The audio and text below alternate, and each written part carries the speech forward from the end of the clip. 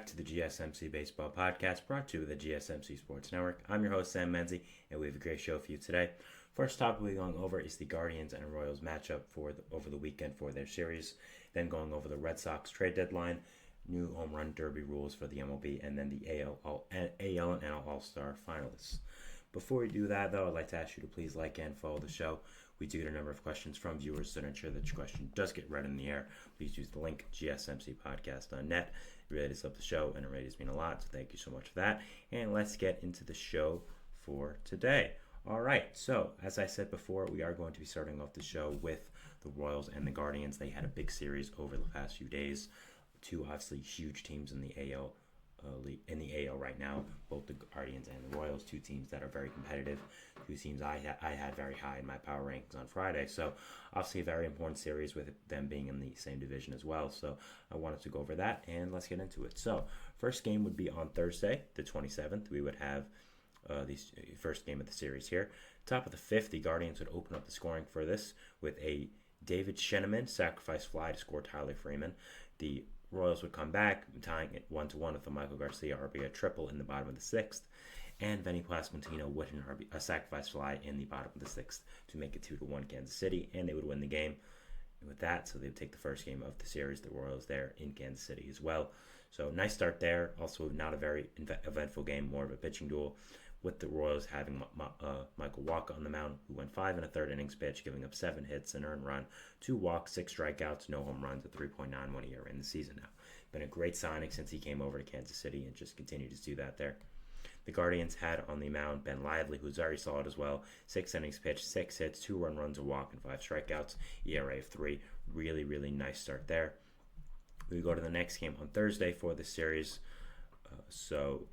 The scoring would open up here for this one in the top of the first, when Jose Ramirez would launch his 22nd home run of the year to make it 1-0 Cleveland in the top of the first. Just an amazing season by Ramirez, just the model of consistency for this team, and really the MLB just year in and year out has a fantastic season and is continuing to do that today and this year as well. Bottom of the second, Salvador Perez would tie up the game, hitting his 13th home run of the year to make it 1-1, and a Hunter Renfroe solo shot would make it 2-1 Kansas City and would give them the lead in the second. Bottom of the third, the Royals would just continue to add on with Vinny Pasquantino, Salvador Perez, and Angel Melendez, all chipping in, I should say, making it 5-1 Kansas City. A Kyle Isbell homer would make it 6-1. A Freddie Fermin sac fly would make it 7-1, and eventually the game would end up being 10-3, topped off by a Vinny Pasquantino 2-run home run in the bottom of the eighth. Very, very nice win there again for Kansas City. By the second game of the series, would already make sure they would not lose this big important series. Just really, really good by them. I mean, the Guardians had on the mound Tristan McKenzie, who hasn't had the best season, yes, but is still a very solid pitcher with a lot of great stuff, and a pitcher I do like a lot, and they really roughed him up. 2 1/3 innings pitched, give up 5 hits, 5 earned runs, 3 walks, 3 strikeouts, 5.11 ERA now, and after this start, McKenzie would be optioned to the minors. So they really got to him, and the Guardians obviously saw something they didn't like. So a really, really nice job there by Kansas City, being able to rough up the starter that I think is very, very good, and just a really nice start there by them. The Royals had on the mound for this game, they had Alec Marsh, who ended up going 6 innings, saving with 4 hits, an earned run, 2 walks, and 5 strikeouts. The Royals just have so much pitching depth. They really just pull it out of nowhere. Marsh was not a guy I had on my radar going into the year, but man, has he done very solid and just been a really big piece of what the Royals have done this year, and just a really nice depth piece they've added to this team. For the next game on Saturday, we would have the Guardians and Royals. Guardians would finally scratch out a win in this game, winning the game 7-2. The Royals had 2 solo home runs from Michael Massey and Vinny Pasquantino, but the Guardians would get an RBI double from Josh Naylor, a 2-run home run by Joanski Noel, who's been a beast since getting called up by them, and another Jose Ramirez 2 doubles in the same inning in the 5th. Andres Jimenez with an RBI single, and then a Jose Ramirez home run to top it off, making it 7-2. Man, is he a one-man wrecking machine. I mean, I understand the Guardians have a lot of good other hitters on this team, like Josh Naylor, like Stephen Kwan, but Jose Ramirez is just a star in his own right, and just is a fantastic, fantastic player. Going to the final game of the series now Sunday, the Guardians were looking to tie up the series, making it 2-2 after the Royals would take the first 2 games, but unfortunately for them, they would be unsuccessful, as in the bottom of the first, the Royals would open up the scoring with a Salvador Perez force out, which would score at home Bobby Witt Jr. to make it 1-0. A Garrett Hampson double would make it 2-0. A Bobby Witt Jr. triple would make it 3-0. Vinny Pasquantino RBI single would make it 4-0. A Salvi Perez would make the icing on the cake with a 6-0 lead for Kansas City. And that would be it. Jose Ramirez and Josh Naylor would add on a little bit for the Guardians in the 8th. But the Royals would end up winning the game 6-2, and a convincing series win for them. Just a fantastic job winning this series against their division rival Guardians.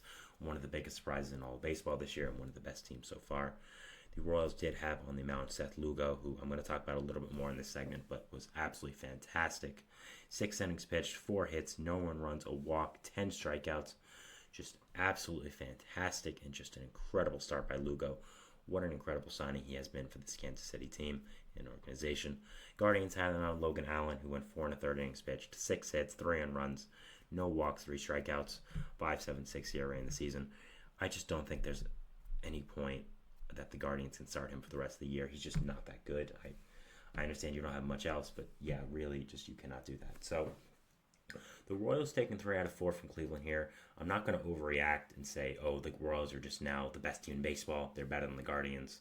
No, but I think the gap is closing, and at this point, you look in the division right now, the Guardians are still 6 games ahead of Minnesota, who is second, and then the Royals 7 games ahead, who are third. So their division lead is still pretty large, but at the same time, I think the Guardians' flaws are becoming much more prevalent.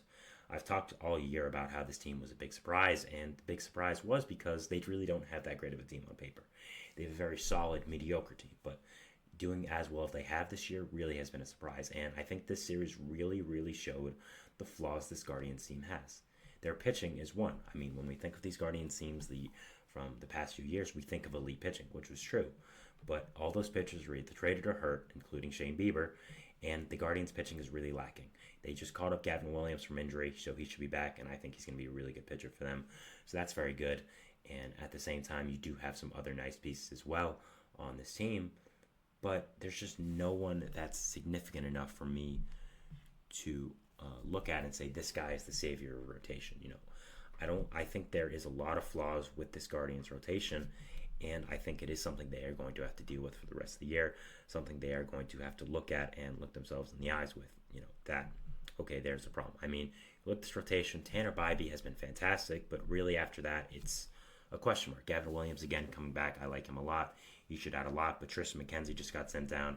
Logan Allen is a disaster. Shane Bieber's, of course, out for this year and probably next. So it's not like you have reinforcements coming. And with this Guardians team, if you're going to be as competitive as you want to be and continue to be competitive as you have been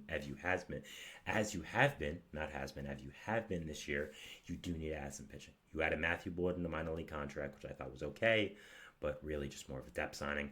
I think you do have to go all out with pitching, and there are some good pitchers on this market. I think Jack Flaherty is one of the biggest names on the market this year. I think it would be interesting to see if you would acquire him because he is, of course, from a division rival, but at the same time, 1-year contract, short term, I think that'll be a really good fit. And yeah, just overall,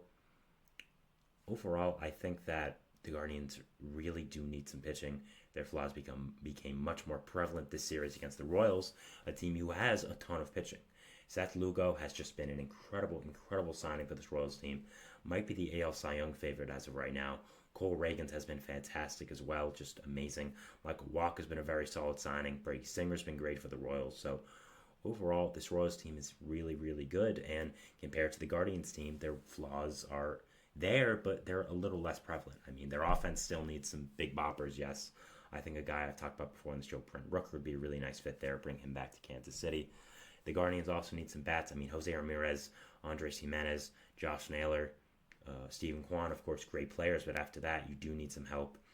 I think Noel should help a lot. Bo Naylor should help a lot, but I think you need another middle infielder, maybe another outfield bat. And as much as the Guardians have been doing very well, they need to improve their pitching. They need to improve their lineup depth before they can do anything else. So, yeah, if I'm a Guardians fan, I'm not worried, but I am looking at this team a little differently than I was a few days ago, because losing this big series to your division rival, a team that is 7 games below you, does really sting, in my opinion. And it is something that you are going to have to look at for the rest of the year. And again, their flaws becoming much more prevalent, and they are becoming something that is becoming a worry.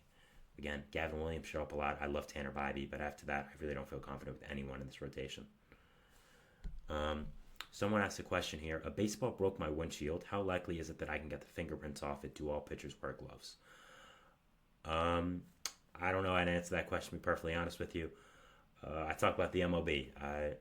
I'm sorry, I don't think I'm the right person to ask, but stick around for the show if you want to hear me talk about baseball, but I don't think I'm the right person to ask. Sorry. That was our first segment here, going over this Guardians and Royals series, which I thought was very, very consequential for the AL Central. It is going to be a very interesting division to watch for the rest of the year. Royals, Guardians, Twins, going to be a dogfight till the end, and it's going to be very interesting to see who does end up making the playoffs. Moving into our second segment here, which is going to be talking about the Red Sox and their trade deadline and what I think is going to happen with them. So, yeah, just some thoughts about that, and we'll see you after the break. Hold on. Change the text here, so there we go. We'll see you after the break, so thanks, and bye. I feel like I'm losing my mind.